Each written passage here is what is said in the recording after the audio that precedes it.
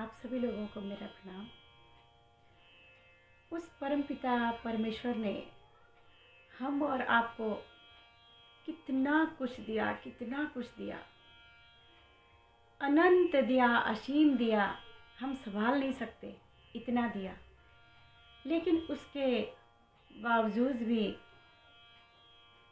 हम भगवान जी को कभी धन्यवाद नहीं करते हैं, या करते भी हैं तो हम फिर कैसे करते हैं। हर पल हमें कुछ न कुछ कमी महसूस होती रहती है। इसीलिए संत कबीर कहते हैं कि संसार के लोगों की हालत देख करके उनको बहुत ही दुख होता है, क्योंकि जो ज्ञानी होते हैं, जो महान पुरुष होते हैं, वो अज्ञानी मनुष्य को देख करके उन्हें दुख होता है, क्योंकि वह अंधकारमय जीवन को प्रकाशमय करते हैं, अज्ञानता से हमें ज्ञान की तरफ ले जाते हैं। जब व्यक्ति ज्ञानी होकर के भी जब वो अज्ञान में पड़ा रहता है तो महान पुरुषों को, संतों को बहुत दुख होता है। तो वो जो संत थे उन्हें भी बहुत दुख हुआ। तो वो कहते हैं कि कोई आवे बेटा मांगे, भेंट रुपया लीजिए जी। कि मेरे पास बाल बच्चे नहीं है, कुछ भी दे दो, लेकिन आप दे दो। किसी के पास बेटी है तो बेटा दे दो, किसी के पास बेटा है तो बेटी दे दो।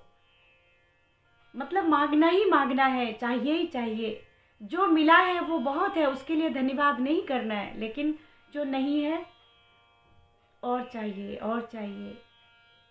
माया मरी न मन मरा, मर मर गया शरीर। आशा तृष्णा ना मरी, कह गए दास कबीर। ये आशा और तृष्णा कभी समाप्त नहीं होती है।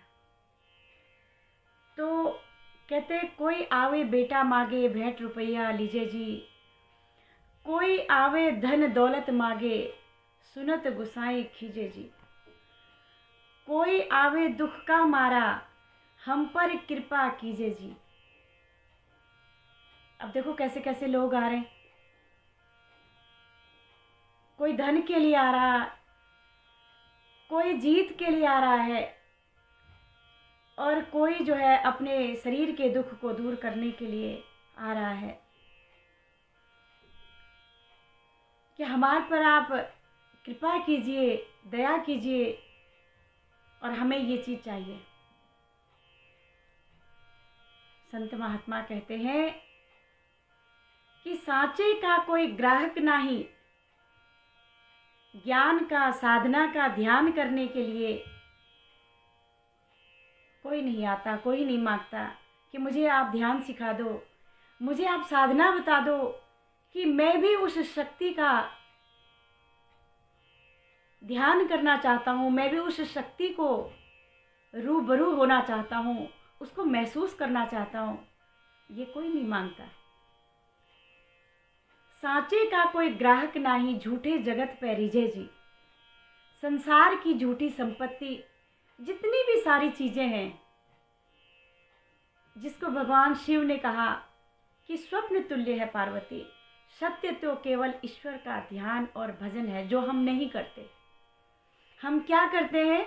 जो हमारे साथ नहीं जाता है, हम उसके पीछे अपने श्वासों को खत्म कर देते हैं। तो कहा सांचे का कोई ग्राहक नहीं। किस चीज़ के ग्राहक हैं? कोई बेटा बेटी मांग रहा है, कोई धन दौलत मांग रहा है, कोई दुख दूर करने के लिए कह रहा है, लेकिन सांचे का कोई ग्राहक नहीं, झूठे जगत पे रिझे जी। ऐसी दुनिया भई बावरी, भक्ति भाव नहीं बूझे जी।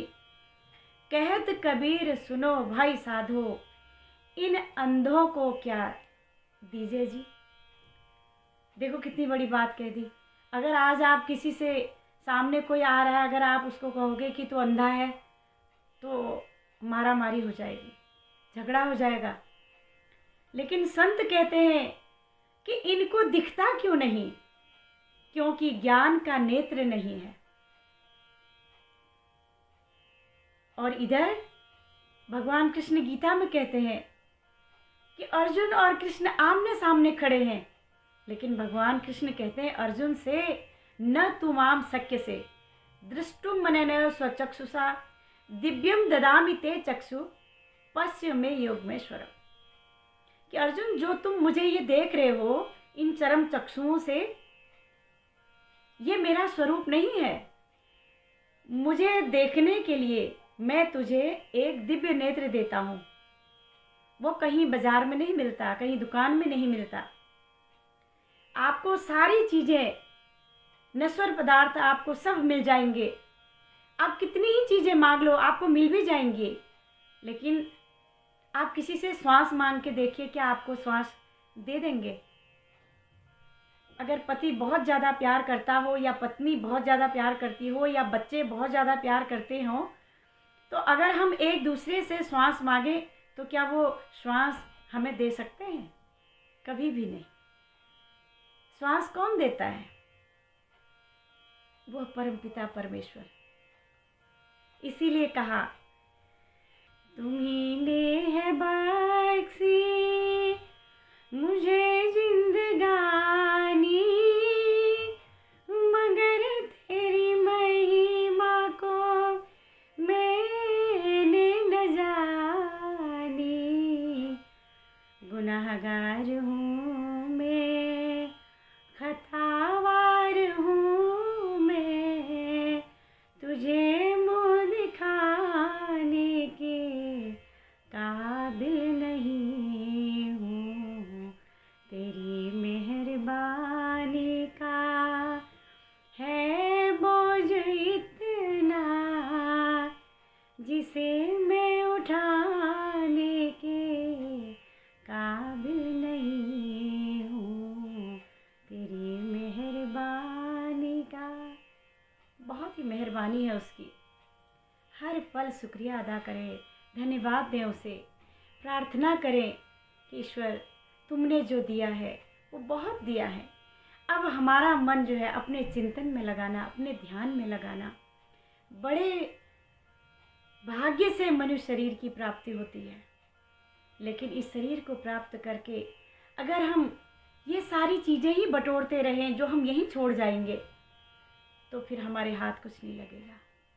तो ऐसी चीज़ की कमाई, जो कमाई हम अपने साथ लेकर के जा सकते हैं, वो परमात्मा के नाम की कमाई, जो श्वासों के अंदर सुमिरन होता है, ध्यान होता है, वो ध्यान की विधि को अगर आप सीख लेते हैं तो वह भक्तिवान, भगवान कृष्ण कहते हैं, ऐसा भक्त मुझे प्राप्त होता है, जो मेरा चिंतन करता है वो मुझे प्राप्त होता है। इसमें कोई संदेह नहीं है। आज के लिए इतना ही। आप सब लोगों को मेरा प्रणाम। आपको अगर मेरी वीडियो अच्छी लगती है तो आप लाइक कीजिएगा, सब्सक्राइब कीजिएगा। धन्यवाद।